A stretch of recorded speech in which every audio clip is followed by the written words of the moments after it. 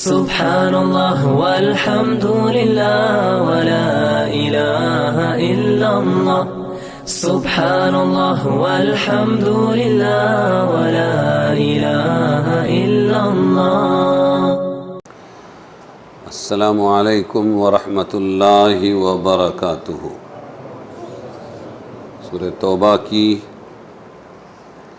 102 3 سے 106 تک کی یہ آیتیں ہیں۔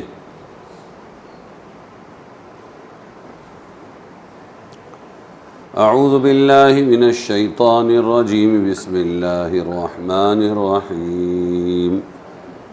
وآخرون اعترفوا بذنوبهم خلطوا عملا صالحا وآخر سيئا عسى الله أن يتوب عليهم إن الله غفور رحيم۔ خذ من أموالهم صدقة تطهرهم وتزكيهم بها وصل عليهم إن صلاتك سكن لهم والله سميع عليم۔ ألم يعلموا أن الله هو يقبل التوبة عن عباده ويأخذ الصدقات وأن الله هو التواب الرحيم۔ وقل اعملوا فسيرى الله عملكم ورسوله والمؤمنون وستردون إلى عالم الغيب والشهادة فينبئكم بما كنتم تعملون۔ وآخرون مرجون لأمر الله إما يعذبهم وإما يتوب عليهم واللہ علیم حکیم۔ اور بعضے لوگ ہیں کہ وہ انہوں نے اقرار کیا اپنے گناہوں کا اور ملایا انہوں نے اپنے نیک کام کے ساتھ اور دوسرا برا عمل، ایک کام نیک اور دوسرا بد۔ قریب ہے کہ اللہ معاف کرے ان کو، بے شک اللہ بخشنے والا مہربان ہے۔ آپ لیجئے ان کے مال میں سے زکوٰۃ کے پاک کریں آپ ان کو اور بابرکت کریں آپ ان کو اس کی وجہ سے، اور دعا دیں ان کو، بے شک آپ کی دعا ان کے لیے تسکین ہے اور اللہ سب کچھ جانتا ہے۔ کیا وہ جان نہیں چکے کہ اللہ آپ قبول کرتا ہے، نہ خود قبول کرتا ہے توبہ اپنے بندوں سے اور لیتا ہے زکاتیں، اور یہ کہ اللہ ہی قبول کرنے والا، توبہ قبول کرنے والا مہربان ہے۔ اور فرما دیجئے محمد صلی اللہ علیہ وسلم کہ عمل کیے جاؤ، پھر آگے دیکھ لے گا اللہ تمہارے کام کو اور اس کا رسول اور مسلمان، اور تم جلد لوٹائے جاؤ گے اس کے پاس جو تمام چھپی اور کھلی چیزوں سے واقف ہے، پھر وہ جتا دے گا تم کو جو کچھ تم کرتے تھے۔ اور بعضے وہ لوگ ہیں کہ ان کا کام ڈھیل میں ہے حکم پر اللہ کے، یا ان کو عذاب دے گا یا ان کو معاف کر دے گا، اور اللہ سب کچھ جاننے والا حکمت والا ہے۔ غزوہ تبوک کے لیے جب رسول اللہ صلی اللہ علیہ وسلم کی طرف سے اعلان عام ہوا سب مسلمانوں کو چلنے کا، تو زمانہ سخت گرمی کا تھا اور 700 کلومیٹر مسافت دراز تھی، اور ایک باقاعدہ بڑی حکومت کی تربیت یافتہ قوم، رومی لوگ، تربیت یافتہ قوم سے ان کا مقابلہ تھا، جو اسلام کی تاریخ میں پہلا واقعہ تھا۔ یہ اسباب تھے جن کی وجہ سے اس حکم کے متعلق لوگوں کے حالات بدل گئے۔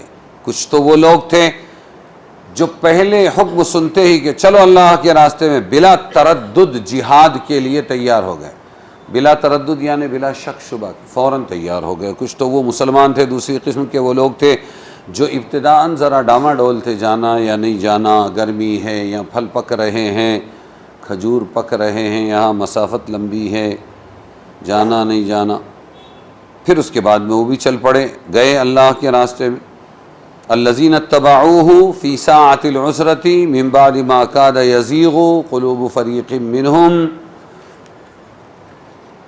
یہ آیت انہی کے بارے میں۔ تیسری قسم ان حضرات کی جو واقعی طور پر معذور تھے، اس لیے نہ جا سکے، ان کا ذکر آیت میں آیا لیس علی الضعفاء ولا علی المرضى، کمزوروں اور مریضوں پر کوئی گناہ نہیں ہے کہ وہ کیوں نہیں شریک ہوئے۔ اب جو آیت آئی وآخرون اعترفوا، بعض یہ ان لوگوں کے بارے میں ہے جو سستی کاہلی کے وجہ سے قدرت کے باوجود جہاد میں نہیں جا سکے۔ کس چیز نے روک دیا ان کو؟ سستی اور کاہلی نے روک دی۔ پانچویں قسم منافقین کی تھی، یہ سب مومنین تھے، پانچویں قسم منافقین کی تھی جو نفاق کے سبب شریک جہاد نہیں ہوئے جان بوجھ کر۔ ان کا ذکر گزشتہ بہت سی آیات میں آ چکا، خلاصہ یہ کہ آیت سابقہ میں بیشتر ذکر پانچویں قسم منافقین کا ہے، یہ جو ابھی آیت ہے پہلے آئی۔ ابھی جو آیت پڑھی گئی وآخرون اعترفوا بذنوبہم خلطوا عملا صالحا، اس میں چوتھی قسم کے حضرات کا ذکر ہے جو مومن تو تھے لیکن سستی کاہلی کی وجہ سے نہیں جا سکے۔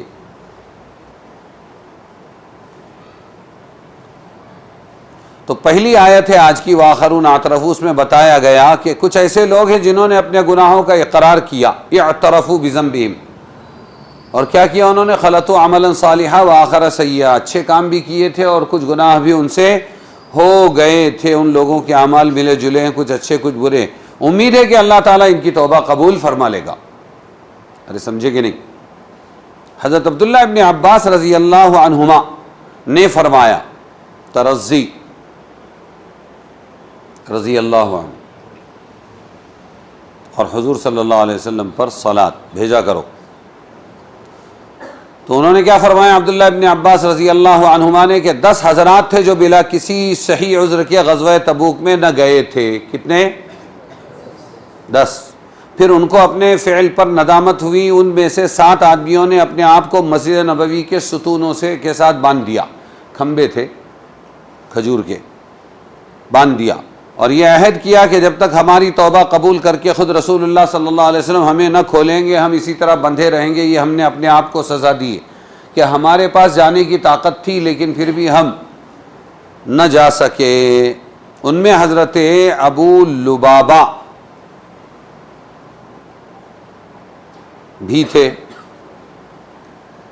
جب حضور صلی اللہ علیہ وسلم تبوک سے واپس آئے، مسجد نبوی 100 بائی 100 کی مسجد تھی، اس میں آپ نے ان کو بندھا ہوا دیکھا اور معلوم ہوا کہ انہوں نے یہ قسم کھا لی ہے کہ جب تک رسول اللہ صلی اللہ علیہ وسلم ہم کو نہیں کھولیں گے ہم نہیں کھلیں گے۔ تو آپ نے بھی قسم کھائی، میں بھی قسم کھاتا ہوں جب تک اللہ حکم نہیں دے گا ان کو کھولنے کا میں نہیں کھولوں گا، کیونکہ جرم بہت بڑا ہے۔ اس پر یہ آیت نازل ہوئی، سمجھے کہ نہیں؟ یہ آیت اس پس منظر میں نازل ہوئی۔ سعید ابن مسیب رحمۃ اللہ علیہ مشہور تابعی ہیں، فرماتے ابو لبابہ کو جب کھولنے کا ارادہ کیا گیا تو انہوں نے انکار کیا اور کہا جب خود رسول صلی اللہ علیہ وسلم کھولیں گے تو میں کھلوں گا، ورنہ اس وقت تک بندھا رہوں گا۔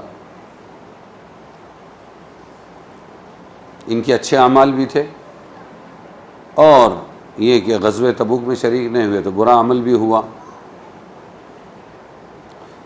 یہ آیت ایک خاص جماعت کے بارے میں اگرچہ نازل ہوئی ہے مگر حکم اس کا قیامت تک عام ہے۔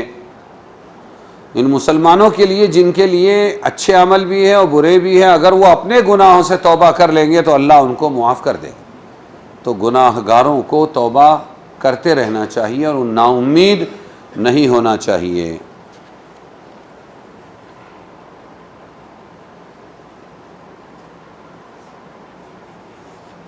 خذ من اموالہم صدقۃ تطہرہم وتزکیہم بہا، اے محمد صلی اللہ علیہ وسلم ان کے کیا لیجئے، ان کے مال میں سے صدقہ یعنی زکوٰۃ لیجئے۔ اس آیت کا یہ ہے کہ جن حضرات کا اوپر ذکر ہوا بلا عذر غزوہ تبوک سے پیچھے رہ گئے، پھر نادم ہو کر اپنے آپ کو مسجد کے ستونوں کھمبوں سے باندھ لیا، پھر آیت مذکورہ سابقہ میں ان کی توبہ کی قبولیت نازل ہوئی اور قید سے کھولے گئے، تو ان حضرات نے بطور شکرانہ اپنا سارا مال صدقہ کرنے کے لیے پیش کر دیا۔ یا رسول اللہ، ہاں کر دیا، رسول اللہ صلی اللہ علیہ وسلم نے قبول کرنے سے انکار فرمایا کہ مجھے مال لینے کا حکم نہیں۔ اس پر یہ آیت نازل ہوئی کہ لے لیجئے کچھ مال ان کا۔ توبہ تو کر لی انہوں نے، معاف بھی کر دیا اللہ نے، لیکن ابھی کیا کرو کہ لے لو، تھوڑا مال بھی لے لو۔ اور آپ نے پورے مال کے بجائے ایک تہائی مال کا صدقہ کرنا قبول فرما لیا، کیونکہ آیت میں اس کی طرف اشارہ ہے پورا مال نہ لیا جائے، کچھ لے لو، 1/3۔ اس آیت میں اگرچہ شان نزول کے اعتبار سے خاص جماعت سے صدقہ وصول کرنے کا حکم دیا گیا، لیکن وہ اپنے مفہوم کے اعتبار سے عام ہے۔ اس آیت میں کے شان نزول میں وہی خاص واقعہ مذکور ہے جس کا ذکر آیا، ویسے یہ حکم عام رہے گا، قیامت تک کے مسلمانوں پر حاوی ہے، یہاں تک کہ پوری امت محمدیہ کا اس پر بھی اتفاق ہے کہ اس آیت میں اگرچہ خطاب خاص نبی صلی اللہ علیہ وسلم کو ہے کہ آپ مال لیجئے، ان کے مال میں سے صدقہ لیجئے، مگر یہ حکم نہ آپ کے ساتھ مخصوص ہے، نہ آپ کے زمانے تک محدود ہے، بلکہ ہر وہ شخص جو رسول صلی اللہ علیہ وسلم کے قائم مقام ابو بکر، عمر، عثمان، علی، جو بھی وقت کا خلیفہ بنتا جائے گا وہ اس حکم کا مخاطب مامور ہے، وہ مسلمان مالداروں سے زکوٰۃ لیتا رہے گا اور بیت المال میں جمع کر کے غریب مسلمانوں پر صدقہ کرے گا۔ سمجھ میں آیا؟ صدیق اکبر کی خلافت کی ابتدائی زمانے میں جو مانعین زکوٰۃ، کچھ لوگ تھے انہوں نے کہا ہم زکوٰۃ نہیں دیں گے، یعنی دیں گے لیکن اجتماعی طور پر جو ہم جمع کرتے تھے بیت المال میں، کون ہے یہ پیچھے؟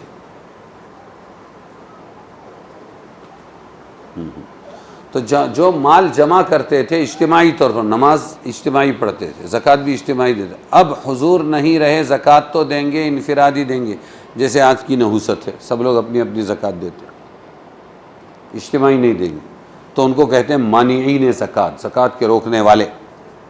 وہ پیش آیا، کچھ لوگ تھے جو کھلم کھلا اسلام سے باغی ہو گئے تھے اور مرتد ہو گئے، کچھ ایسے تھے جو اپنے آپ کو مسلمان کہتے تھے مگر زکوٰۃ نہ دینے کا یہ بہانہ کرتے تھے کہ اس میں آج صلی اللہ علیہ وسلم کو ہم سے زکوٰۃ و صدقات وصول کرنے کا حکم ہے، خذ من اموالہم، اے محمد آپ ان کے زکوٰۃ میں سے وصول کریں۔ اب حضور نہیں رہے تو دوسرے کو کیوں دیں گے ہم زکوٰۃ؟ سمجھے؟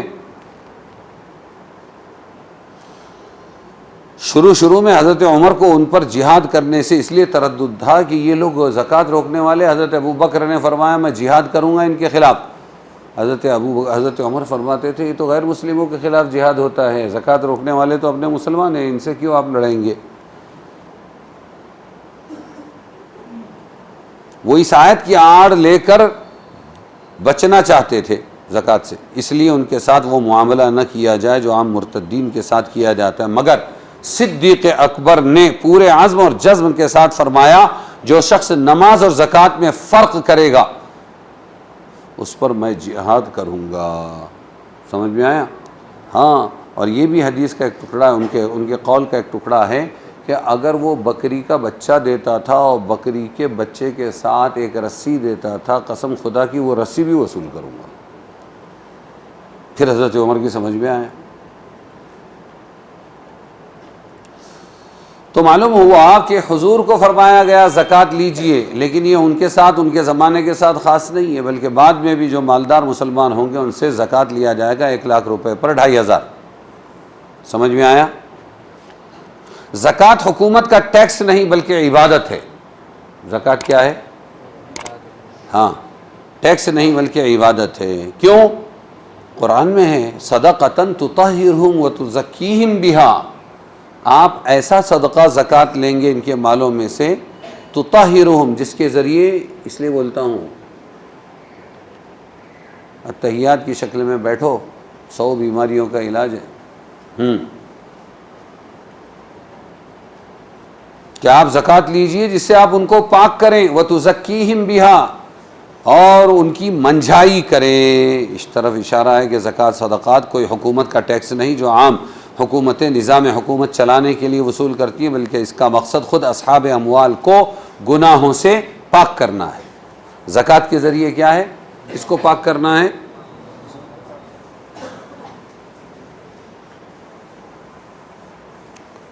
تو ایک فائدہ، 2 فائدے بتائے، ایک فائدہ تو یہ بتایا خود صاحب مال کا فائدہ ہے کہ اس کے ذریعے، زکوٰۃ کے ذریعے وہ گناہوں سے اور مال کی حرص و محبت سے پیدا ہونے والی اخلاقی بیماریوں کے جراثیم سے پاک ہو جاتا ہے۔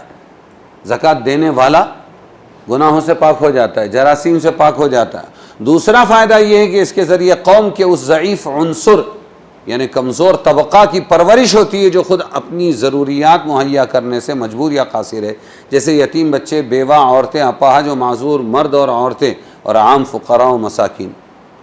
لیکن اس سے ایک بات سمجھ میں آ گئی کہ اگر کہیں پر کوئی فقیر نہ ہو، یتیم نہ ہو، بیوہ نہ ہو، مسکین نہ ہو، تب بھی زکوٰۃ فرض ہوگی اور اس کا فائدہ ہوگا، کیونکہ پہلا فائدہ بتایا تطہرہم وتزکیہم بہا وصلی علیہم. سمجھ میں آیا؟ کس کی پاکی ہے، کس کی صفائی ہے اس میں، کس کے گناہوں کی معافی؟ دینے والے کے. تو لینے والے نہ ہو تب بھی دینے والوں کو دینا ہے. وہ تو 2 نمبر کا فائدہ ہے کہ لینے والے غریب ہوں ان کو دے دو. سمجھ میں آیا؟ پہلے کے زمانے میں زکوٰۃ لے کر غریبوں کو نہیں دی جاتی تھی، رکھ دی جاتی تھی، آسمان سے آگ آ کے کھا کے چلی جاتی تھی. یہ اس امت کی خصوصیت ہے کہ زکوٰۃ امت کو دینے کی اجازت دی گئی.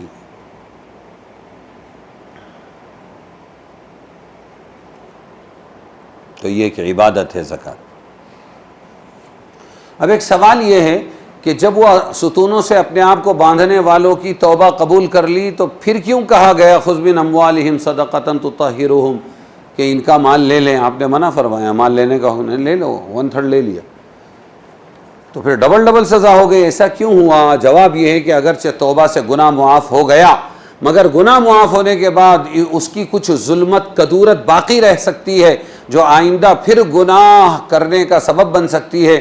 صدقہ کرنے سے وہ کدورت دور ہو کر تطہیر ایک کامل ہو جاتی ہے. مکمل پاک کرنے کے لیے مال بھی لیا گیا توبہ کرنے والے. سمجھ میں آیا؟ وصلی علیہم، اے محمد ان کے لیے دعا کیجئے. اے محمد ان کے لیے کیا کیجئے؟ ہاں دعا کیجئے. آزو بازو والوں کو جگاتے رہیے. سونا جرم نہیں ہے، سوتے چھوڑ دینا جرم ہے. ان کو سونا ہوتا اگر تو یہ بستروں پر رہتے، یہ تو آ گئے. لیکن کچھ ایمانی مجلسوں کا سکون ان کو سلا دیتا ہے اور کچھ شیطانی وساوس بھی سلا دیتے ہیں. سمجھ میں آیا؟ اس لیے جاگتے رہو، جگاتے رہو.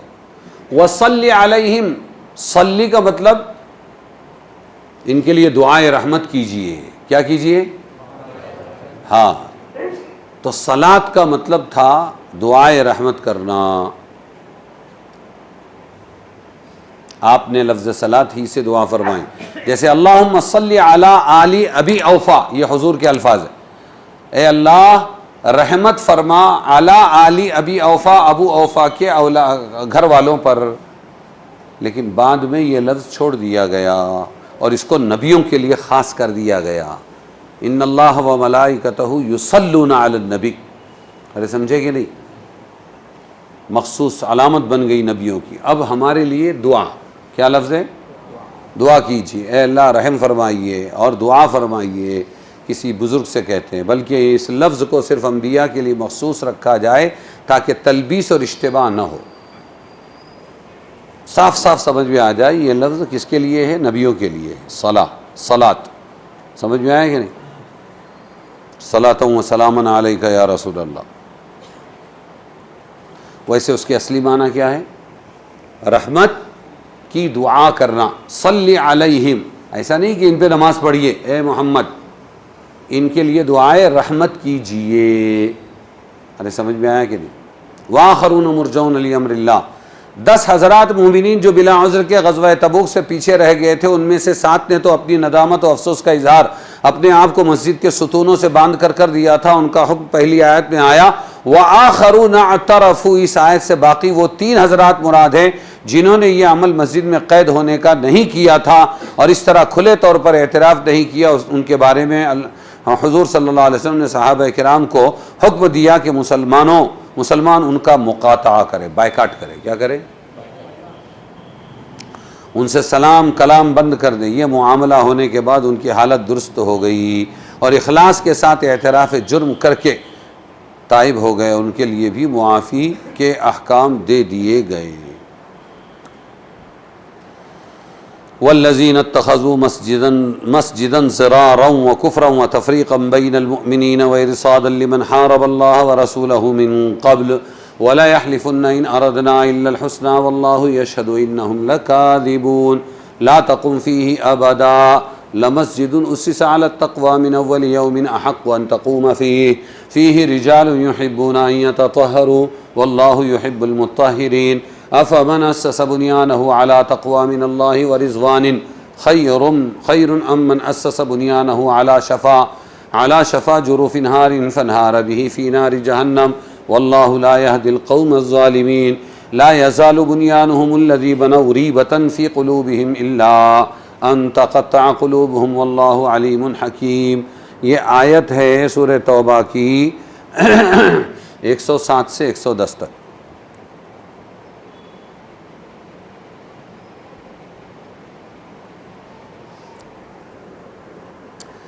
اس میں مسجد زرار کا تذکرہ ہے۔ بہت ٹھوکتے ہیں لوگ، ذرا اپنے خیال سے الگ ہو گئے اور وہاں دوسروں کا مشورہ چلا تو بولیں گے یہ مسجد زرار ہے۔ کیا ایسا بولنا کسی مسجد کے لیے آج جائز ہے؟ ناجائز ہے، آگے آئے گا۔ اب اللہ فرما رہے ہیں والذین اتخذوا، اور جنہوں نے بنائی ہے ایک مسجد ضد پر، زرار ضد پر اور کفر پر اور پھوٹ ڈالنے کو مسلمانوں میں اور گھات لگانے کو اس شخص کی جو لڑ رہا ہے اللہ سے اور اس کے رسول سے پہلے سے، اور وہ قسمیں کھائیں گے کہ ہم نے تو بھلائی ہی چاہی تھی اور اللہ گواہ ہے کہ وہ جھوٹے ہیں۔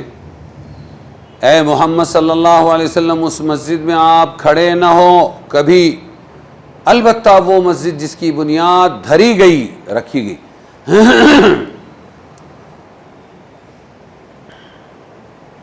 مسجد قباء جس کی بنیاد دھری گئی پرہیزگاری پر، من اولی علی التقوی، پہلے دن سے، اول دن سے، احق وہ زیادہ حقدار ہیں کہ آپ اے محمد وہاں کھڑے ہوں۔ اس میں ایسے لوگ ہیں جو دوست رکھتے ہیں پاک رہنے کو، ان یتطہروا، وہ دوست رکھتے ہیں پاک رہنے کو، اور اللہ دوست رکھتا ہے پاک رہنے والے کو، مطہرین۔ بھلا جس نے بنیاد رکھی اپنی عمارت کی اللہ سے ڈرنے پر، علی تقوی، اور اس کی رضامندی پر، ورضوان، خیرن وہ بہتر ہے، امن اسس بنیانہ، یا جس نے بنیاد رکھی اپنی عمارت کی علی شفا جروفن، کنارے پر ایک کھائی کے، علی شفا جروفن، کنارے پر ایک کھائی کے جو گرنے کو ہے، ہارن جو گرنے کو ہے، فنہار بہ پھر اس کو لے کر ڈھے پڑا، کدھر؟ فی نار جہنم، دوزخ کی آگ میں ڈھے پڑا یعنی گر پڑا۔ واللہ لا یہدی القوم الظالمین، اور اللہ راہ نہیں دیتا ظالم لوگوں کو۔ ہمیشہ رہے گا اس عمارت سے جو انہوں نے بنائی تھی شبہ، لا یزال بنیانہم الذی بنوا ریبۃ شبہ رہے گا، شک رہے گا، فی قلوبہم ان کے دلوں میں، الا ان تقطع قلوبہم مگر جب ٹکڑے ہو جائیں ان کے دل، اور اللہ ہے سب کچھ جاننے والا، حکمت والا۔ منافقین کے حالات خلاف اسلام، ان کی حرکتوں کا ذکر بہت سی آیتوں میں آیا۔ یہاں ایک واقعہ پیش آیا، ایک شخص ابو عامر نامی زمانہ جاہلیت میں نصرانی عیسائی ہو گیا تھا۔ ایک شخص کیا ہو گیا تھا؟ ابو عامر، جاہلیت کے زمانے میں یعنی کفر و شرک کے زمانے میں، اسلام کے آنے سے پہلے کے زمانے میں عیسائی ہو گیا تھا۔ کیا ہو گیا تھا؟ عیسائی ہو گیا تھا، اور ابو عامر راہب کے نام سے مشہور تھا۔ ابو عامر راہب کے نام سے مشہور تھا۔ یہ وہی شخص ہے جن کے لڑکے حنظلہ رضی اللہ عنہ مشہور صحابی ہیں، اور جو غسیل ملائکہ کہلاتے ہیں۔ جب بیوی کو رخصت کر کے لائے اور پہلی رات منائی، صبح غسل کے لیے لوٹا اٹھایا اور آواز آئی یا خیل اللہ ارکبی، اے اللہ کے لشکر سوار ہو جا، تو غسل کی تاخیر بھی برداشت نہیں کی اور نکل گئے، شہید ہو گئے۔ جب صحابہ ان کو غسل دینے گئے تو پانی ٹپک رہا تھا، حضور نے فرمایا پیچھے ہٹ جاؤ، غسل کی ضرورت نہیں، فرشتوں نے آ کر غسل دیا، غسیل ملائکہ۔ کس کے بیٹے؟ وہ جو عیسائی بن گیا تھا، جو راہب تھا، ابو عامر نامی شخص، بات سمجھے؟ اور ان کے بیٹے کو کیا ملی؟ ہدایت ملی، وہ غسیل ملائکہ، اور یہ بیچارہ ایسے ہی سڑتا رہا، ایسے ہی مرائی۔ مگر باپ اپنی گمراہی اور عیسائیت پر قائم رہا۔ جب رسول اللہ صلی اللہ علیہ وسلم مدینہ تشریف لائے تو ابو عامر راہب حاضر خدمت ہوا اور اسلام پر اعتراضات کیے، اور اعتراضات کر کے حضور نے جواب دیے، لیکن وہ مطمئن نہیں ہوا. کیا نہیں ہوا؟ تو ابو عامر راہب نے اعتراضات کیے، حضور نے جواب دیا، لیکن یہ مطمئن نہیں ہوا. اور اس نے آخر میں ایک بہت بڑا چیلنج کر دیا. یوں کہا، ہم دونوں میں جو جھوٹا ہو، محمد صلی اللہ علیہ وسلم سے کہہ رہا ہے ابو عامر، حنظلہ کے ابا، وہ کہہ رہا ہے راہب، ہم دونوں میں جو جھوٹا ہو وہ مردود اور احباب و اقارب سے دور ہو کر مسافرت میں مرے. کدھر مرے وہ؟ اور یہی مرا. اللہ کا نبی تو جھوٹا نہیں ہوتا، یہی مرا. چنانچہ یہ ہر معرکے میں حضور کے خلاف رہا، تمام غزوات میں مسلمانوں کے دشمنوں کا ساتھ دیتا رہا، اور بول کر دیا کہ آپ کے خلاف تمام لوگوں کا ساتھ دوں گا میں. حضور صلی اللہ علیہ وسلم اپنا کام کرتے گئے. پھر اس کے بعد یہ حوازن کا بڑا اور قوی قبیلہ بھی جب شکست کھا گیا تو اب اس کی امید ٹوٹی اور مایوس ہو کر ملک شام بھاگ گیا. وہی عیسائیوں کا گڑھ تھا. اور پھر وہاں بھاگنے کے بعد، وہاں جانے کے بعد، وہیں اپنے رشتہ داروں سے دور کہیں سفر میں تھا، وہیں مر گیا. اس طرح اس کی اپنی بددعا خود کو لگ گئی. مگر جب تک زندہ رہا، اسلام مسلمانوں کے خلاف سازشوں میں لگا رہا. چنانچہ قیصر ملک روم کو اس پر آمادہ کرنے کی کوشش کی کہ وہ اپنے لشکر سے مدینہ پر چڑھائی کر دے اور مسلمانوں کو یہاں سے نکال دے. اسی نے سازش کی. اسی سازش کا ایک معاملہ یہ پیش آیا. کون سا؟ مسجد زرار کا. یہ اس کی کارستانی تھی. یہ پیش آیا، اس نے منافقین مدینہ کو، جن کے ساتھ اس کا ساز باز تھا، خط لکھا کہ میں اس کی کوشش کر رہا ہوں کہ قیصر، وہ ملک شام سے خط لکھا، میں اس کی کوشش کر رہا ہوں کہ قیصر مدینہ پر چڑھائی کرے ملک شام سے، مگر تم لوگوں کی کوئی اجتماعی طاقت ہونی چاہیے جو اس وقت قیصر روم کی مدد کرے. اس کی صورت یہ ہے کہ ایک مرکز، ایک سینٹر بنا دو. سمجھے گے نہیں؟ ایک سینٹر بنا دو. تم مدینہ ہی میں ایک مکان بناؤ، یہ ظاہر کرو کہ ہم مسجد بنا رہے ہیں. کیا بناؤ؟ مکان بناؤ، سینٹر. اور یہ ظاہر کرو مسجد بنا رہے ہیں تاکہ مسلمانوں کو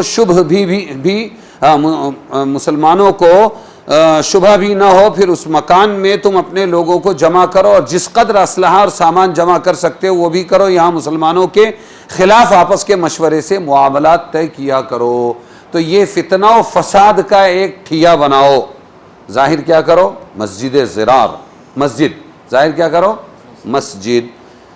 اس کے مشورے پر 12 منافقین نے مدینہ طیبہ کے محلہ قباء میں، جہاں اول ہجرت میں حضور نے قیام فرمایا، ایک مسجد بنائی. وہیں ایک دوسری مسجد کی بنیاد ان منافقین نے رکھنے کا پلان بنا لیا، اور دھوکے میں رکھنے کے لیے حضور کو ہی دعوت دی. آپ تشریف لائیے، وہ مسجد چھوٹی ہے، یہ بڑی مسجد بنے گی، مسلمانوں کو راحت ہوگی، آپ نماز پڑھیے تاکہ برکت ہو وہاں پر. حضور صلی اللہ علیہ وسلم نے فرمایا ابھی غزوہ تبوک سامنے، میں جا رہا ہوں، آنے کے بعد دیکھیے. اور اللہ تبارک و تعالی نے راز فاش کر دیا. آتے آتے یہ مسجد نہیں ہے. سمجھ میں آیا؟ جب آپ مدینہ کے قریب ایک مقام پر اترے تو یہ آیتیں اس وقت نازل ہوئی. لمسجد اسس علی التقوی اور ولا لا تقم فیہ ابدا. سمجھ میں آیا؟ مسجد زرار کا پول کھول دیا اللہ تبارک و تعالی نے. تو حضور صلی اللہ علیہ وسلم نے عامر ابن سکن، وحشی قاتل حمزہ، مسلمان بن گئے تھے، یہ دونوں کو اور ان کے ساتھ ایک جماعت کو بھیجا، جاؤ وہ مسجد توڑ دو اور اس کو جلا دو. اور ایسا ہی کیا ان لوگوں نے، زمین کے برابر کر دیا. جب آپ مدینہ منورہ پہنچ گئے تو مسجد وہ زرار کی جگہ خالی پڑی تھی.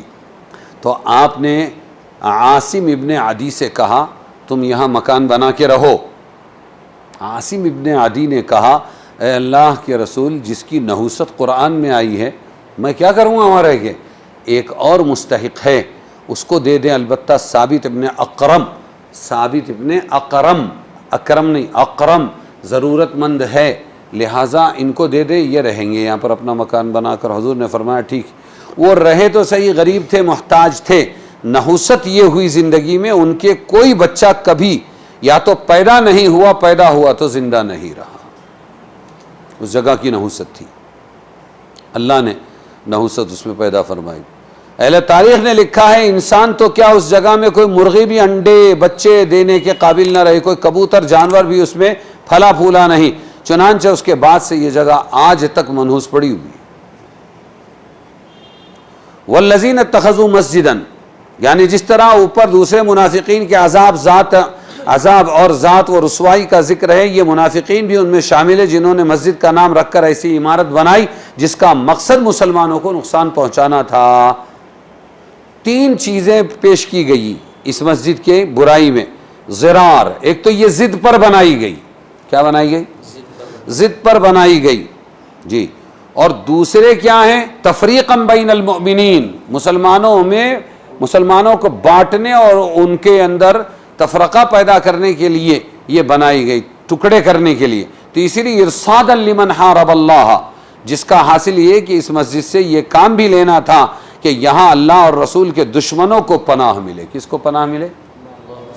اللہ اور رسول کے دشمنوں کو پناہ دی جائے گی اور وہ یہاں مسلمانوں کے خلاف سازش کیا کریں گے. یہ 3 برائیاں بیان کی گئی. اس مجموعے سے ثابت ہو گیا جس مسجد کو قرآن کریم نے مسجد ضرار قرار دیا، رسول اللہ صلی اللہ علیہ وسلم کے حکم سے اس کو ڈھا دیا گیا، آگ لگائی گئی. در حقیقت نہ وہ مسجد تھی، نہ اس کا مقصد نماز پڑھنے کے لیے تھا، بلکہ مقاصد وہ 3 تھے جن کا ذکر ابھی بیان کیا گیا. سمجھ میں آیا؟ اس لیے کوئی یہ نہیں بول سکتا کہ حضور نے مسجد جلائی. ان لوگوں نے مسجد کے نام کا مس یوز کیا دھوکہ دینے کے لیے. ارے سمجھ میں آیا کہ نہیں آیا؟ جی. آج کل اگر کسی مسجد کے مقابلے میں اس کے قریب کوئی دوسری مسجد مسلمان بنا لے، یہ مسجد ہے، ایک گھر چھوڑ دو تو دوسری مسجد بھی بناتا ہے مسلمان ہے. وہ چاہے اپنے خاندانوں کے نام پر بنائے کہ یہ ملا لوگوں کی مسجد ہے، وہ قریشیوں کی مسجد ہے، وہ سید لوگوں کی، پٹھانوں کی مسجد، یا کسی اور وجہ سے بنا لے. بات سمجھے؟ تو بناتا ہے اس طرح. اگر کوئی مسجد اس کے قریب کوئی دوسری مسجد مسلمان بنا لیں اور بنانے کا مقصد یہی باہمی تفرقہ، یہی مقاصد ہو کہ مسلمانوں میں آپس میں پھوٹ ڈالیں اور پہلی مسجد کی جماعت توڑنا وغیرہ، یہ اغراض فاسدہ ہو، آج بنائیں تو اگرچہ ایسی مسجد بنانے والے کو ثواب تو نہ ملے گا، اس کو ثواب نہیں ملے گا، بلکہ تفریق بین المؤمنین کی وجہ سے وہ گناہگار ہوگا. لیکن بئی ہما ان تمام باتوں کے باوجود اس جگہ کو شرعی حیثیت سے مسجد ہی کہا جائے گا. ارے سمجھے کہ نہیں سمجھے؟ وہ حضور کے زمانے کی بات الگ تھی، یہ الگ زمانہ ہے، اس لیے وہ حکم یہاں نہیں آئے گا. وہ کرنے والا تو گناہگار ہوگا، لوگوں کی نماز بھی یہاں جائز ہو جائے گی اور اس کو مسجد ہی کہا جائے گا، اور تمام آداب احکام مساجد کے اس پر جاری ہوں گے. اس کا ڈھانا، آگ لگانا جائز نہیں ہوگا، اور جو لوگ اس میں نماز پڑھیں گے ان کی نماز بھی ادا ہو جائے گی، اگرچہ ایسا کرنا فی نفسی ہی گناہ رہے گا، وہ کرنے والے کو ملے گا. سمجھے کہ نہیں سمجھے؟ اس سے یہ معلوم ہو گیا کہ اس طرح ریا نمود کے لیے یا ضد عناد کی وجہ سے جو مسلمان کوئی مسجد بنا لے، اگرچہ بنانے والے کو مسجد کا ثواب نہ ملے گا، گناہگار ہوگا، مگر اس کو اصطلاح قرآن والی مسجد ضرار نہیں کہا جا سکتا. ارے سمجھے کہ نہیں؟ وجہ وہی ہے اس کے بنانے کی. پھر بھی ہم نہیں کہہ سکتے مسجد ضرار، اللہ نے کہہ دیا، اللہ کو کہنے کا حق تھا. ہم برے مقصد سے بنائی گئی مسجد تو بول سکتے، مسجد ضرار نہیں بول سکتے. بعض لوگ جو اس طرح کی مسجد کو مسجد ضرار کہہ دیتے ہیں، یہ درست نہیں. اور جب دونوں طرف حق ہو، خالی فکر الگ ہو گئی ہے، ایک طرف شورا ہے اور ایک طرف نظام الدین ہے، صرف ہماری فکر والے نہیں ہیں، کوئی گناہ کبیرہ نہیں ہے، نہ کوئی ان میں سے دارو پی رہا ہے، نہ کوئی ڈاکہ ڈال رہا ہے، نہ کوئی چوری کر رہا ہے، نہ کوئی زنا کر رہا ہے، کوئی گناہ کبیرہ نہیں کر رہا ہے. صرف میری سوچ اس کی سوچ الگ، میرے چودھری کی بڑے کی سوچ الگ، اس کی سوچ الگ، صرف سوچ کا فرق ہے، نظر کا اختلاف ہے، سب حق پر ہیں، دونوں کام حق پر ہیں. اور پھر کہیں وہ مسجد ضرار ہے، انا للہ و انا الیہ راجعون، جائز نہیں ہے. ہاں بڑے علامہ بنے پھرتے ہیں، 10 صورتوں کا علم ہے ان کے پاس خالی، وہ بھی غیر المغضوب علیہم ولا الضالین، وہ حکم لگائیں گے۔ یہ مسجد زرار ہے، شرم آنی چاہیے، اللہ کے پاس پکڑے جائیں گے۔ وہ جو زرار والوں کا حشر ہوا وہ اس کا بولنے والے کا حشر نہ ہو جائے کہیں۔ کیپیسٹی نہیں ہے سمجھنے کی، ارے سب حق کام ہے۔ بعض لوگ جو اس طرح کی مسجد کو مسجد زرار کہہ دیتے ہیں، یہ درست نہیں۔ البتہ اس مسجد کو مسجد زرار کے مشابہ کہہ سکتے ہیں، اس لیے اس کے بنانے، ہاں وہ بھی کہاں، کون سی مسجد کو؟ جس کی بنیاد میں یہ 3 چیزیں ہو، مسلمانوں میں لڑائی جھگڑا، دشمنوں کو وہاں ٹھیا دینا، اسلام کے دشمنوں کا، اسلام کے دشمنوں کو، دعوت و تبلیغ کے 2 پارٹ میں سے ایک کے دوسرے والے کو نہیں، یہ تو مسلمان ہیں، اس لیے مشابہ بھی نہیں کہہ سکتے، یہ میں بول رہا ہوں، وہ الگ ہے۔ جن کو پکا معلوم ہو کہ یہ مسجد ان 3 بنیادوں پر رکھی گئی ہے، اس کی بنیاد، وہاں اگر مشابہ کہتے تو چلے گا، یہاں مشابہ بھی نہیں کہہ سکتے، سب اہل حق ہے، سارا کام صحیح ہے۔ نکلنے والے جماعت کے اندر بیچارے مخلص ہے، وہ اپنے دین کو بنانے کے لیے نکلے، اس لیے اس کے بنانے کو روکا بھی جا سکتا ہے، وہ والی مسجد جو شر کی بنیاد پر ہو، جیسا حضرت عمر فاروق نے ایک فرمان جاری فرمایا جس میں ہدایت کی گئی کہ ایک مسجد کے قریب دوسری مسجد نہ بنائی جائے جس سے پہلی مسجد کیا ہو جائے، ویران ہو جائے اور رونق اس کی متاثر ہو، ایسا نہیں کرنا چاہیے۔ اس مسجد زرار کے متعلق دوسری آیت میں رسول کو حکم دیا گیا، لا تقم فیہ ابدا، اس مسجد زرار میں تم بالکل مت ٹھہرنا۔ سمجھ میں آیا؟ یعنی نماز مت پڑھنا، مطلب یہ ہے کہ آپ اس نام کی مسجد میں ہرگز نماز نہ پڑھیں۔ اب سوال یہ ہے کہ ہم ان مسجدوں میں پڑھیں گے کہ نہیں پڑھیں گے؟ قریب قریب بنائی گئی مسجدوں میں، سمجھے کہ نہیں سمجھے؟ ارے بولو نا، ہاں۔ تو پتہ چلا کہ نہیں پڑھنا، وہ جو بری نیت سے بنائی گئی اس میں نہیں پڑھنا بہتر ہے، اگرچہ نماز پھر بھی ہو جائے گی۔ ہو گیا کہ نہیں؟ سمجھ میں آیا؟ پھر اس میں پاکی حاصل کرنے والوں کو، ڈبل ڈبل وضو کرنے والوں کو، اور اسی طریقے پر ڈھیلا لے کر پھر ڈھیلے کے بعد اور پانی سے دھونے والوں کو بہت پسند کیا گیا، ان کی تعریف کی گئی ہے۔ وہ مسجد قباء کے اندر کے لوگ تھے، مسجد زرار والوں کی برائی کی تو وہاں تعریف بھی کی تھی۔ پھر یہ بتایا کہ وہ مسجد زرار کو لے کر جہنم میں گیا، تو کیا واقعی وہ مسجد جہنم میں ڈالی گئی؟ اس پر اگر کوئی تعمیر کرے تو ظاہر ہے کہ وہ فوراً گر جائے گی۔ اسی طرح اس مسجد زرار کی بنیاد ناپائیدار تھی، اس کا انجام یہ ہوا کہ وہ گر پڑی اور جہنم کی آگ میں گئی۔ جہنم کی آگ میں جانا مجازی معنی کے لیے بھی ہو سکتا ہے کہ اس کے بنانے والوں کے لیے اس نے جہنم کا راستہ ہموار کر دیا، اور بعض حضرات نے اس کو حقیقت پر بھی محمول کیا کہ حقیقتاً جب یہ مسجد گرائی گئی تو جہنم میں چلی گئی۔ کمزور بنیادوں پر تھی نا، علی شفا جرف نہار فنہار بہ فی نار جہنم۔ آگے فرمایا کہ ان کی یہ تعمیر ہمیشہ ان کے شک اور نفاق کو بڑھاتی ہی رہے گی، جب تک کہ ان کے دل کاٹ نہ دیے جائیں، یعنی جب تک ان کی زندگی ختم نہ ہو جائے ان کا شک، نفاق، حسد، غیظ بڑھتا ہی رہے گا۔ اور وہ ایسا بڑھا منافقین کا وہ غیظ و غضب ایسا بڑھا کہ آج تک نہیں بھولے۔ جو فلسطین کی لڑائی ہے نا،